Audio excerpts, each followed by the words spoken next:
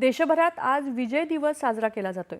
1971 साली पाकिस्तानला खडे चारत भारतानं निर्विवाद वर्चस्व सिद्ध केल्याच्या स्मृती जागवण्यासाठी 16 डिसेंबर हा दिवस राष्ट्रीय विजय दिवस म्हणून साजरा केला जातो। 1971च्या युद्धानंतरच बांगलादेशला स्वातंत्र्य मिळालं।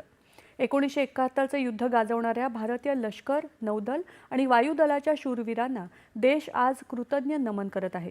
त्यांचं शौर्य आणि त्याग हा प्रत्येक भारतीयासाठी प्रेरणास्थान असून राष्ट्रीय अभिमानाचं प्रतीक आहे।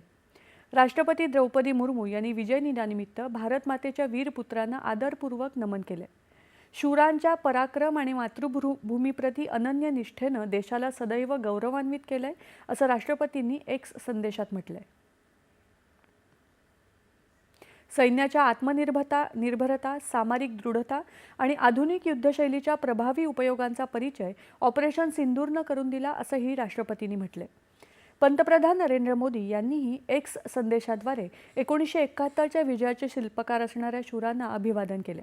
या वीरांच्या ठाम निर्धार आणि निस्वार्थ सेवेनं देशाचं संरक्षण केलं आणि आपल्या इतिहासाचा अभिमानाचा क्षण कोरून ठेवला।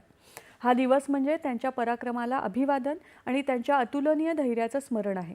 त्यांच्या शौर्यामुळे भारतीयांच्या अनेक पिढ्यांना प्रेरणा मिळत राहील, असं पंतप्रधानांनी म्हटलंय।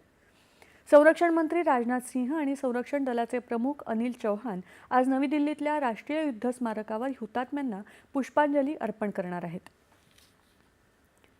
68व्या राष्ट्रीय